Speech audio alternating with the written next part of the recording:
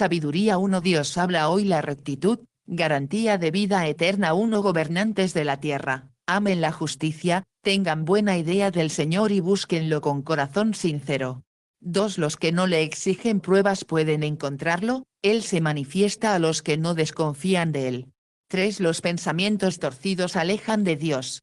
Su poder, cuando es puesto a prueba, deja sin palabras a los insensatos. 4. La sabiduría no entra en un alma perversa, ni vive en un cuerpo entregado al pecado. 5. El Santo Espíritu, que es maestro de los hombres, nada tiene que ver con el engaño, se aparta de los pensamientos insensatos y se retira cuando está presente la injusticia. 6. La sabiduría es un espíritu amigo de los hombres, que no perdona al que injuria a Dios con sus palabras. Dios es testigo de lo más íntimo del hombre, es vigilante sincero de su corazón y escucha todo lo que dice. 7. En efecto, el Espíritu del Señor llena la tierra, da consistencia al universo y conoce lo que dice el hombre. 8. Por eso, quien dice cosas malas no puede esconderse, ni podrá escapar del juicio y de la acusación de Dios. 9. Los pensamientos del malo serán investigados, y, como prueba de sus malas acciones, llegará hasta el Señor el informe de lo que haya dicho. 10. Dios lo escucha todo con oído atento, ni aun lo dicho en voz baja por el hombre se le escapa. 11. Eviten, por tanto, las murmuraciones inútiles y no digan nada malo, porque aun lo dicho en secreto trae sus consecuencias, y una boca mentirosa lleva al hombre a la muerte. 12. No busquen la muerte con una vida extraviada, ni, por sus acciones, atraigan sobre ustedes la perdición. 13. Pues Dios no hizo la muerte ni se alegra destruyendo a los seres vivientes. 14. Todo lo creó para que existiera, lo que el mundo produce es saludable, y en ello no hay veneno mortal, la muerte no reina en la tierra. 15. Porque la justicia es inmortal.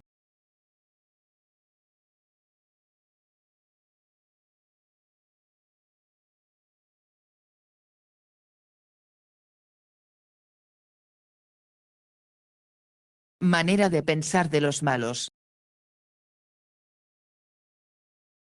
Manera de pensar de los malos. Manera de pensar de los malos. Manera de pensar de los malos. Manera de pensar de los malos. Manera de pensar de los malos. Manera de pensar de los malos.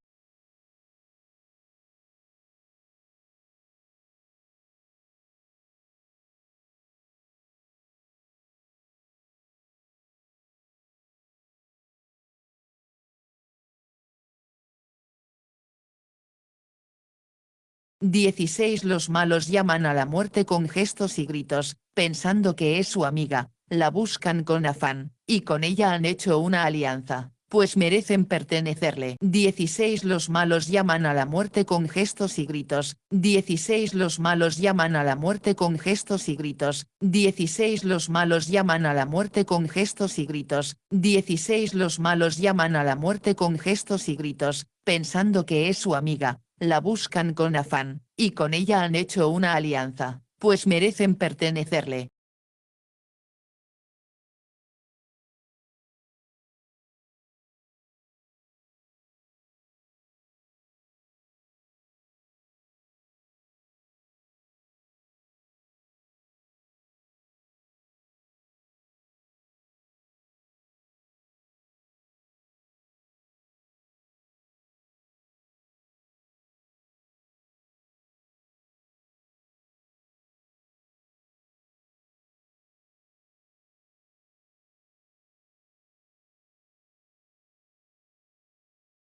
Sabiduría 2. Dios habla hoy. 2. Razonando equivocadamente se han dicho, corta y triste es nuestra vida, la muerte del hombre es inevitable, y no se sabe de nadie que haya vuelto de la tumba. 2. Nacimos casualmente, y luego pasaremos, como si no hubiéramos existido, pues nuestro aliento es como el humo, y el pensamiento, como una chispa alimentada por el latido de nuestro corazón. 3. Cuando esta chispa se apague, el cuerpo se convertirá en ceniza, y el espíritu se desvanecerá como aire ligero. 4. Con el paso del tiempo, nuestro nombre caerá en el olvido, y nadie recordará nuestras acciones.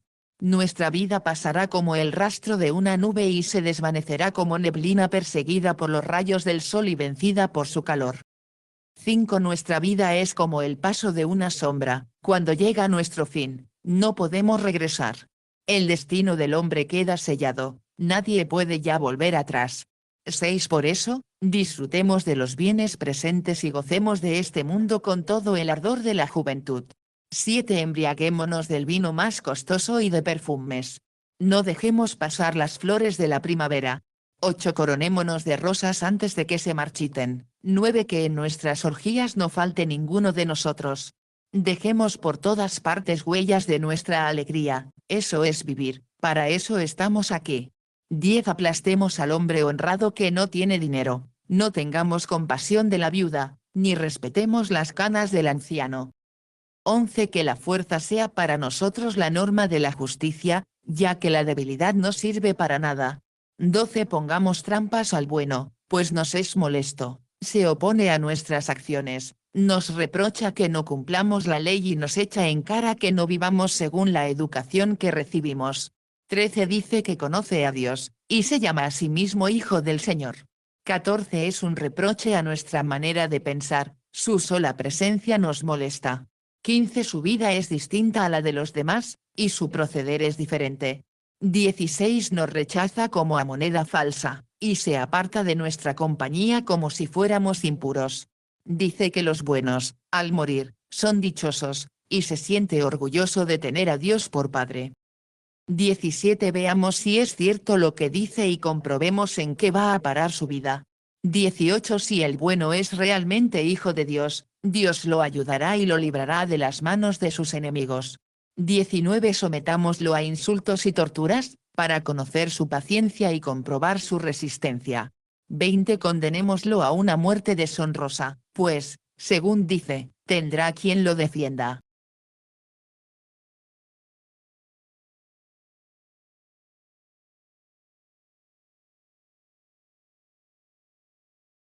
Error de los malos 21. Así piensan los malos, pero se equivocan. Error de los malos 21. Así piensan los malos, pero se equivocan. Error de los malos 21. Así piensan los malos, pero se equivocan. Su propia maldad los ha vuelto ciegos. Error de los malos 21. Así piensan los malos, pero se equivocan. Su propia maldad los ha vuelto ciegos.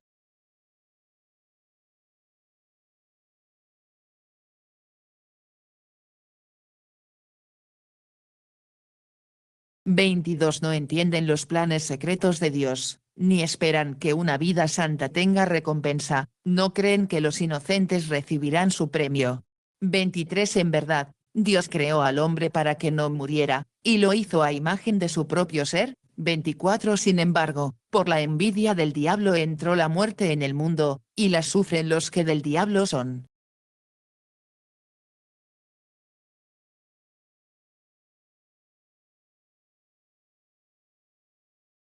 Por la envidia del diablo entró la muerte en el mundo, y la sufren los que del diablo son.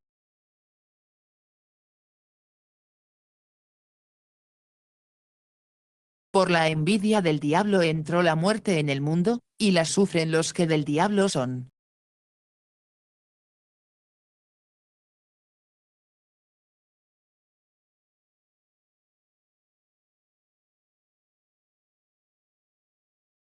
Manera de pensar de los malos. 16. Los malos llaman a la muerte con gestos y gritos, pensando que es su amiga, la buscan con afán, y con ella han hecho una alianza, pues merecen pertenecerle.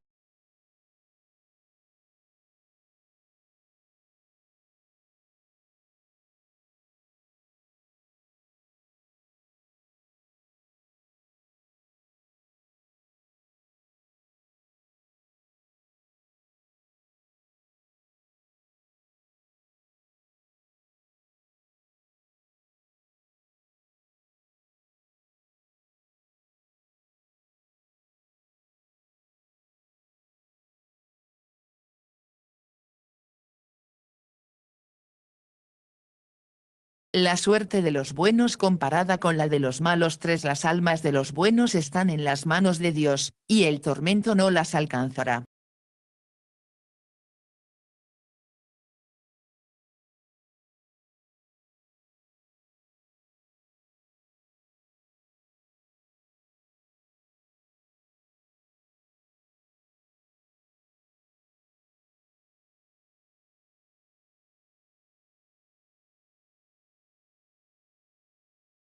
Aunque a los ojos de los hombres parecían castigados, abrigaban la esperanza de no tener que morir. 5. Después de sufrir pequeños castigos, recibirán grandes beneficios, porque Dios los puso a prueba y los halló dignos de él. 6. Los probó como al oro en el crisol, y los aceptó como un sacrificio ofrecido en el altar. 7. El día en que el Señor venga a juzgarlos, resplandecerán como antorchas.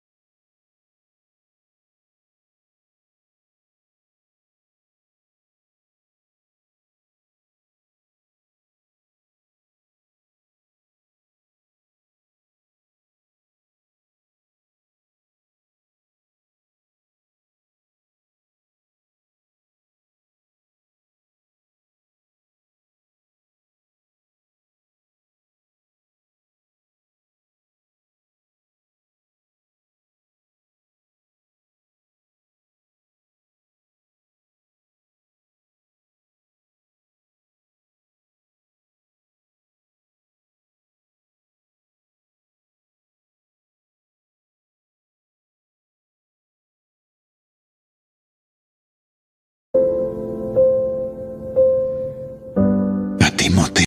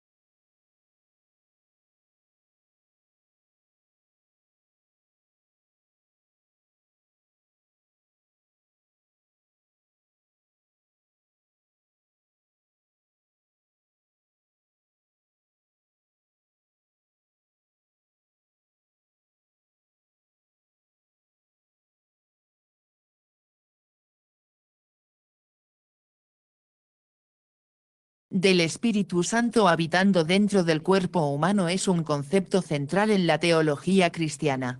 La Biblia, especialmente en el Nuevo Testamento, establece que el cuerpo del creyente se convierte en un templo para la residencia del Espíritu Santo.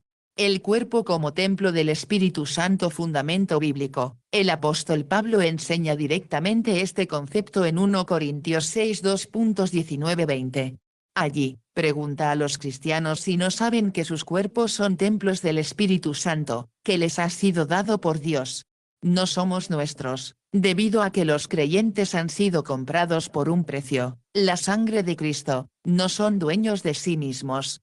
Por lo tanto, deben glorificar a Dios tanto con su cuerpo como con su espíritu. Diferencia con Jesús. Aunque Jesús estaba físicamente en un solo lugar durante su vida terrenal, la venida del Espíritu Santo permite que Dios resida. Del Espíritu Santo habitando dentro del cuerpo humano es un concepto central en la teología cristiana. La Biblia, especialmente en el Nuevo Testamento, establece que el cuerpo del creyente se convierte en un templo para la residencia del Espíritu Santo. El cuerpo como templo del Espíritu Santo, fundamento bíblico. El apóstol Pablo enseña directamente este concepto en 1 Corintios 6 2.19-20. Allí, pregunta a los cristianos si no saben que sus cuerpos son templos del Espíritu Santo, que les ha sido dado por Dios. No somos nuestros, debido a que los creyentes han sido comprados por un precio, la sangre de Cristo. No son dueños de sí mismos.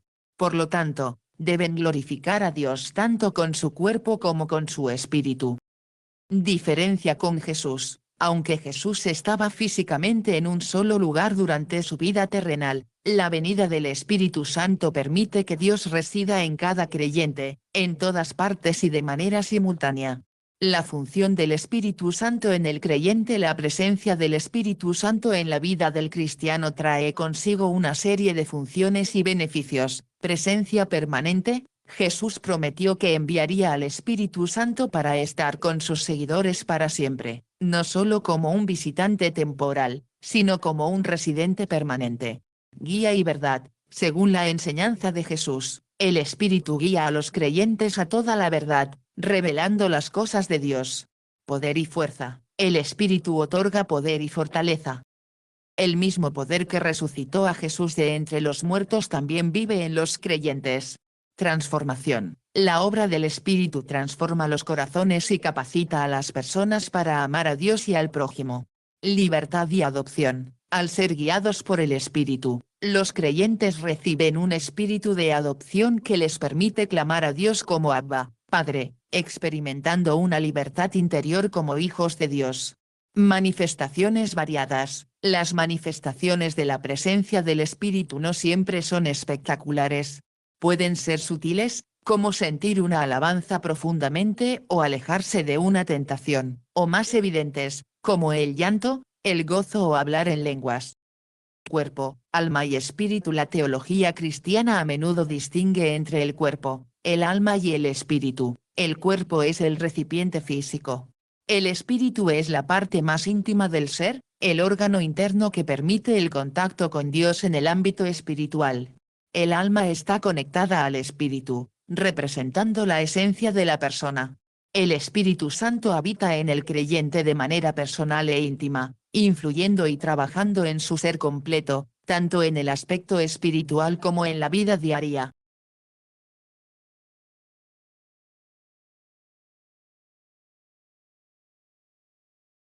La sabiduría del rey Salomón fue un regalo directo de Dios, pero el Espíritu Santo, que imparte la sabiduría divina, es la fuente de todo discernimiento espiritual.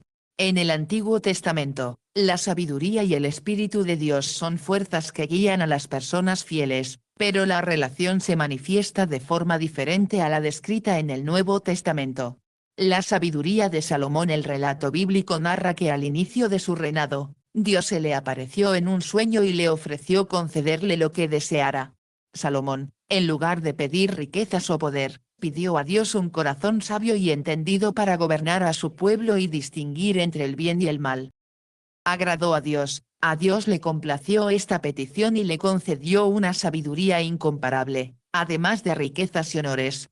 De este modo, la sabiduría de Salomón se originó en un acto de humildad y una petición desinteresada. Resultados de la sabiduría. La fama de Salomón se extendió por su notable discernimiento, como se demostró en el famoso juicio de las dos mujeres y el bebé. También escribió miles de proverbios y canciones que mostraban un profundo conocimiento sobre la vida, la naturaleza y la piedad, registrados en los libros de Proverbios, Eclesiastés y Cantar de los Cantares. El Espíritu Santo y la sabiduría. Aunque la figura del Espíritu Santo en el Antiguo Testamento no se describe con la misma claridad que en el Nuevo, la sabiduría de Salomón es considerada una manifestación de la sabiduría divina. Fuente divina. La sabiduría de Salomón no era una cualidad innata, sino un don sobrenatural que le fue otorgado directamente por Dios. El apócrifo libro de la sabiduría de Salomón conecta explícitamente la sabiduría de Salomón con el Espíritu de Dios enviado desde el cielo. Sabiduría como cualidad divina. El libro de Proverbios personifica la sabiduría como un ser divino presente con Dios en la creación. Además, Conecta la sabiduría directamente con el temor del Señor y el conocimiento del Santo, Proverbios 9:10, estableciendo su origen en la santidad de Dios. Un prototipo. Algunos estudiosos ven en la sabiduría de Salomón un prototipo del Espíritu Santo que más tarde se manifestaría completamente en los creyentes. Si bien el Espíritu en el Antiguo Testamento actuaba sobre individuos específicos, en el Nuevo Testamento, el Espíritu Santo fue derramado sobre todos los que creen, concediendo dones como la sabiduría divina. Diferencias y conexión en la fe. La diferencia clave radica en la dispensación de la sabiduría divina. Antes de Jesús, para Salomón, la sabiduría fue un don extraordinario concedido a un líder específico con un propósito determinado. Después de Jesús, con la llegada de Jesús y el derramamiento del Espíritu Santo en Pentecostés, el acceso a la sabiduría divina se democratizó. Los creyentes ahora pueden pedir sabiduría a Dios y recibirla a través del Espíritu Santo, tal como se promete en el Nuevo Testamento, Santiago 1:2.5. En resumen, aunque Salomón recibió su sabiduría directamente de Dios, el Espíritu Santo es la manifestación permanente y disponible para todos los creyentes que buscan el discernimiento y la guía divina.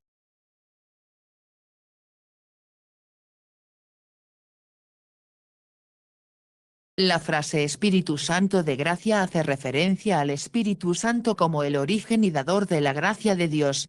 La frase Espíritu Santo de gracia hace referencia al Espíritu Santo como el origen y dador de la gracia de Dios. La frase Espíritu Santo de gracia hace referencia al Espíritu Santo como el origen y dador de la gracia de Dios. La frase Espíritu Santo de gracia hace referencia al Espíritu Santo como el origen y dador de la gracia de Dios. La frase Espíritu Santo de gracia hace la frase Espíritu Santo de gracia hace la frase Espíritu Santo de gracia hace la frase Espíritu Santo de gracia hace referencia al Espíritu Santo como el origen y dador de la gracia de Dios, un don inmerecido que transforma y santifica la vida de los creyentes.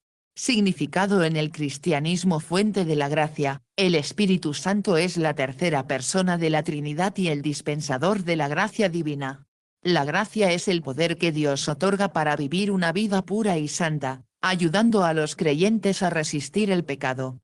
Santificación. La gracia que el Espíritu Santo infunde en el alma permite la santificación, es decir, el proceso de ser curado del pecado y transformado a la semejanza de Cristo.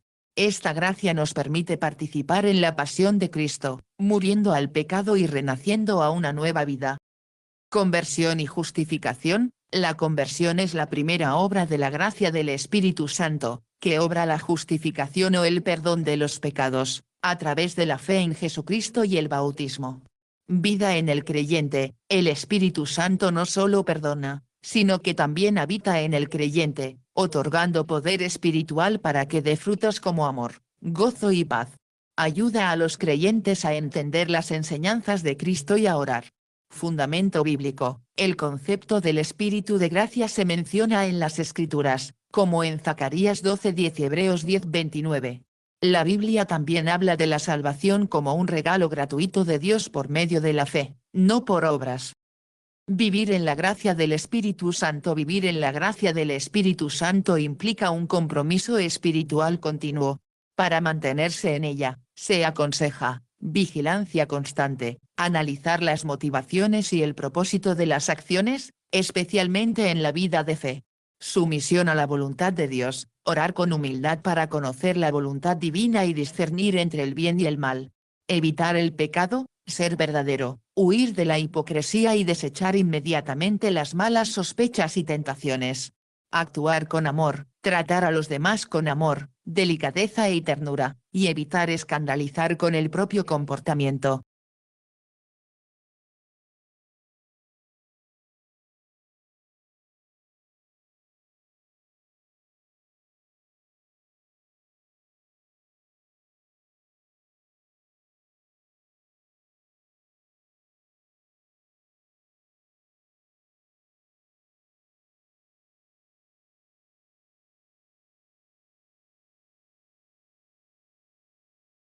Pleitos ante jueces paganos. 6. Cuando alguno de ustedes tiene un pleito con otro, ¿por qué va a pedir justicia a los jueces paganos? en vez de pedírsela a los del pueblo santo. 2. ¿Acaso no saben ustedes que el pueblo santo ha de juzgar al mundo? Y si ustedes han de juzgar al mundo, ¿cómo no son capaces de juzgar estos asuntos tan pequeños? 3. ¿No saben que incluso a los ángeles habremos de juzgarlos nosotros? Pues con mayor razón los asuntos de esta vida. 4. Así que, si ustedes tienen pleitos por asuntos de la vida diaria, ¿por qué ponen por jueces a los que nada significan para la Iglesia? 5. Digo esto para que les dé vergüenza. ¿Acaso no hay entre ustedes ninguno con capacidad suficiente para juzgar un asunto entre sus hermanos? 6. No solo se pelean unos hermanos con otros, sino que llevan sus pleitos ante jueces paganos. 7. Ya el simple hecho de tener pleitos entre ustedes mismos es un grave defecto. ¿Por qué no, mejor, soportar la injusticia? ¿Por qué no, mejor, dejar que les roben? 8. Pero ustedes, al contrario, cometen injusticias y roban hasta a sus propios hermanos. 9. 10. ¿No saben ustedes que los que cometen injusticias no tendrán parte en el reino de Dios? No se dejen engañar, pues en el reino de Dios no tendrán parte los que se entregan a la prostitución, ni los idólatras, ni los que cometen adulterio, ni los afeminados, ni los homosexuales, ni los que roban, ni los avaros, ni los borrachos, ni los maldicientes, ni los ladrones. 11. Y esto eran antes algunos de ustedes, pero ahora ya recibieron el baño de la purificación, fueron santificados y hechos justos en el nombre del Señor Jesucristo y por el Espíritu de nuestro Dios. La libertad no es para que pequemos. 12. Se dice, yo soy libre de hacer lo que quiera. Es cierto, pero no todo conviene. Sí, yo soy libre de hacer lo que quiera, pero no debo dejar que nada me domine. 13. También se dice, la comida es para el estómago, y el estómago para la comida. Es cierto, pero Dios va a terminar con las dos cosas. En cambio, el cuerpo no es para la prostitución sino para el Señor, y el Señor es para el cuerpo. 14. Y así como Dios resucitó al Señor, también nos va a resucitar a nosotros por su poder. 15. ¿Acaso no saben ustedes que su cuerpo es parte del cuerpo de Cristo? ¿Y habré de tomar yo esa parte del cuerpo de Cristo y hacerla parte del cuerpo de una prostituta? Claro que no. 16. ¿No saben ustedes que cuando un hombre se une con una prostituta, se hacen los dos un solo cuerpo? Pues la Escritura dice, los dos serán como una sola persona. 17. Pero cuando alguien se une al Señor, se hace espiritualmente uno con él. 18. Huyan, pues, de la prostitución. Cualquier otro pecado que una persona comete, no afecta a su cuerpo, pero el que se entrega a la prostitución, peca contra su propio cuerpo. 19. ¿No saben ustedes que su cuerpo es templo del Espíritu Santo que Dios les ha dado, y que el Espíritu Santo vive en ustedes? Ustedes no son sus propios dueños. 20. Porque Dios los ha comprado. Por eso deben honrar a Dios en el cuerpo.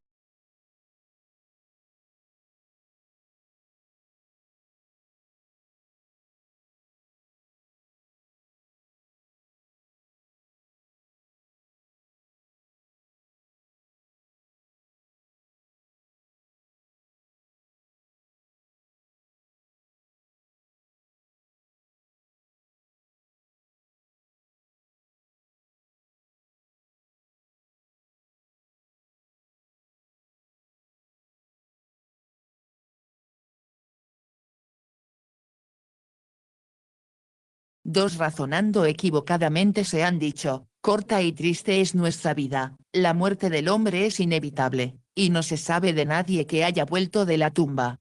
2. Nacimos casualmente, y luego pasaremos, como si no hubiéramos existido, pues nuestro aliento es como el humo, y el pensamiento, como una chispa alimentada por el latido de nuestro corazón. 3. Cuando esta chispa se apague, el cuerpo se convertirá en ceniza, y el espíritu se desvanecerá como aire ligero. 4. Con el paso del tiempo, nuestro nombre caerá en el olvido, y nadie recordará nuestras acciones. Nuestra vida pasará como el rastro de una nube y se desvanecerá como neblina perseguida por los rayos del sol y vencida por su calor. 5. Nuestra vida es como el paso de una sombra, cuando llega nuestro fin, no podemos regresar. El destino del hombre queda sellado, nadie puede ya volver atrás. 6. Por eso, disfrutemos de los bienes presentes y gocemos de este mundo con todo el ardor de la juventud. 7. Embriaguémonos del vino más costoso y de perfumes. No dejemos pasar las flores de la primavera. 8. Coronémonos de rosas antes de que se marchiten. 9. Que en nuestras orgías no falte ninguno de nosotros. Dejemos por todas partes huellas de nuestra alegría, eso es vivir, para eso estamos aquí. 10. Aplastemos al hombre honrado que no tiene dinero, no tengamos compasión de la viuda, ni respetemos las canas del anciano. 11. Que la fuerza sea para nosotros la norma de la justicia, ya que la debilidad no sirve para nada. 12. Pongamos trampas al bueno, pues nos es molesto, se opone a nuestras acciones, nos reprocha que no cumplamos la ley y nos echa en cara que no vivamos según la educación que recibimos.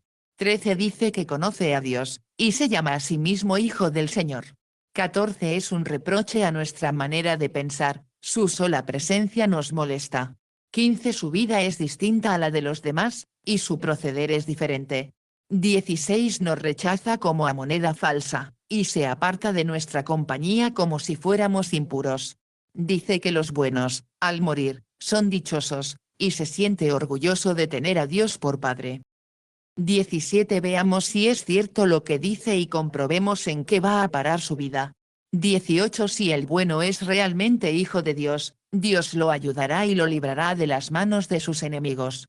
19. Sometámoslo a insultos y torturas, para conocer su paciencia y comprobar su resistencia. 20. Condenémoslo a una muerte deshonrosa, pues, según dice, tendrá quien lo defienda. Error de los malos. 21. Así piensan los malos, pero se equivocan, su propia maldad los ha vuelto ciegos.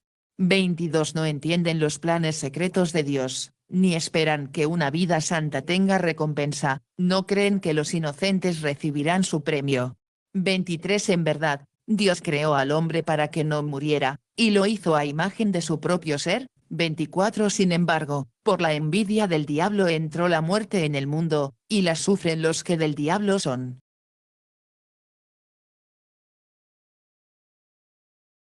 La frase Espíritu Santo de gracia hace referencia al Espíritu Santo como el origen y dador de la gracia de Dios, un don inmerecido que transforma y santifica la vida de los creyentes. La frase Espíritu Santo de gracia hace referencia al Espíritu Santo como el origen y dador de la gracia de Dios, un don inmerecido que transforma y santifica la vida de los creyentes. La frase Espíritu Santo de gracia hace referencia al Espíritu Santo como el origen y dador de la gracia de Dios, un don inmerecido que transforma y santifica la vida de los creyentes. Significado en el cristianismo. Fuente de la gracia, el Espíritu Santo es la tercera persona de la Trinidad y el dispensador de la gracia divina. La gracia es el poder que Dios otorga para vivir una vida pura y santa, ayudando a los creyentes a resistir el pecado. Santificación. La gracia que el Espíritu Santo infunde en el alma permite la santificación, es decir, el proceso de ser curado del pecado y transformado a la semejanza de Cristo. Esta gracia nos permite participar en la pasión de Cristo, muriendo al pecado y renaciendo a una nueva vida. Conversión y justificación. La conversión es la primera obra de la gracia del Espíritu Santo, que obra la justificación o el perdón de los pecados, a través de la fe en Jesucristo y el bautismo. Vida en el creyente. El Espíritu Santo no solo perdona, sino que también habita en el creyente. La frase Espíritu Santo de gracia hace referencia al Espíritu Santo como el origen y dador de la gracia de Dios, un don inmerecido que transforma y santifica la vida de los creyentes. Significado en el cristianismo. Fuente de la gracia, conversión y justificación. La conversión es la primera obra de la gracia del Espíritu Santo, que obra la justificación o el perdón de los pecados, a través de la fe en Jesucristo y el bautismo. Vida en el creyente. El Espíritu Santo no solo perdona, sino que también habita en el creyente, otorgando poder espiritual para que dé frutos como amor, gozo y paz. Ayuda a los creyentes a entender las enseñanzas de Cristo y a orar. Fundamento bíblico. El concepto del Espíritu de gracia se menciona en las Escrituras, como en Zacarías 12:10 y Hebreos 10:29. La Biblia también habla de la salvación como un regalo gratuito de Dios por medio de la fe, no por obras. Vivir en la gracia del Espíritu Santo. Vivir en la gracia del Espíritu Santo implica un compromiso espiritual continuo. Para mantenerse en ella, se aconseja, vigilancia constante, analizar las motivaciones y el propósito de las acciones, especialmente en la vida de fe. Sumisión a la voluntad de Dios, orar con humildad para conocer la voluntad divina y discernir entre el bien y el mal. Evitar el pecado, ser verdadero, huir de la hipocresía y desechar inmediatamente las malas sospechas y tentaciones. Actuar con amor, tratar a los demás con amor, delicadeza y ternura, y evitar escandalizar con el propio comportamiento.